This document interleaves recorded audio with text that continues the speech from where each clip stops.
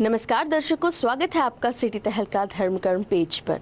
चैत्र नवरात्रि के छठे दिन जो कि 14 अप्रैल 2024 को है, यानी कि आज मां कात्यायनी की पूजा की जाती है। माना जाता है कि देवी कात्यायनी ऋषि कात्यायन की पुत्री है, इसीलिए उनका नाम कात्यायनी पड़ा है।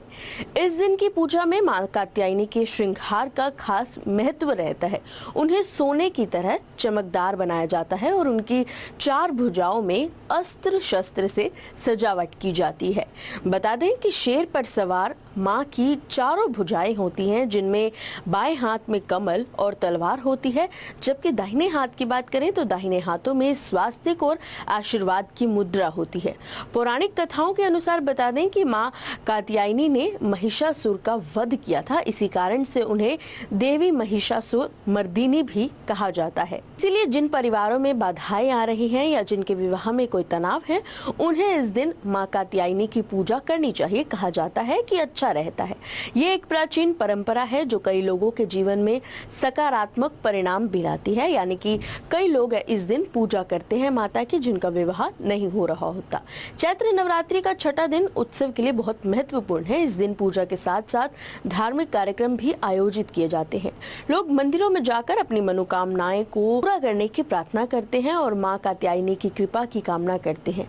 मां कात्यायनी की कथा के उत्साह से लोग नवरात्रि के महत्व को समझते हैं और उनकी शक्ति और साहस का आदर भी करते हैं। उनको उनके जीवन में सफलता की प्राप्ति करने में सहायक होते हैं। अब बात करते हैं कि मां का स्वरूप कैसा होता है। देखिए, कात्यायनी मां का शरीर सोने की तरह चमकीला है। इनके 4 भुजाएं अस्त्र शस्त्र से सुशोभित हैं। शेर पर सवार मां की 4 भुजाएं हैं। इनके बाएं हाथ में कमल, तलवार और दाहिने हाथ में स्वास्तिक और आशीर्वाद की मुद्रा लिए हुए हैं। कि पौराणिक कथाओं के अनुसार बता दें कि मां कात्यायनी ने महिषासुर का वध किया था। महिषासुर का संहार करने के कारण इन्हें दानवों, असुरों और पापियों का नाश करने वाली देवी महिषासुर मर्दिनी कहा जाता है। पुराणों के अनुसार कात्यायना ऋषि के घर उनकी बेटी के रूप में इन्होंने जन्म लिया था, इसी कारण मां दुर्गा के इस स्वरूप का नाम कात्यायनी पड़ा है। तो ये था नवरात्र के छठे दिन जिस मां की पूजा की जाती है, यानी मां कात्यायनी के बारे में। और ऐसे ही अपडेट्स को जानने के लिए देखते रहिए सिटी तहलका धर्म कर्म। शुक्रिया।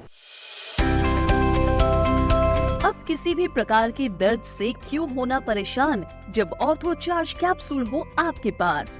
सभी प्रकार के दर्द में आयुर्वेदिक पद्धति पर आधारित रामबाण इलाज। कबीर औषधालय का ऑर्थो चार्ज ऑयल, कैप्सूल और सिरप आपको देता है तुरंत आराम। अनेक प्रकार के दर्द जैसे sciatica, spondylitis, rheumatic pain, arthritis, lumbar pain, सभी दर्द को दूर करने का रामबाण इलाज 100% आयुर्वेदिक जड़ी बूटियों से बनाया गया ऑर्थो चार्ज कैप्सूल और ऑयल एक बार प्रयोग में अवश्य लाएं।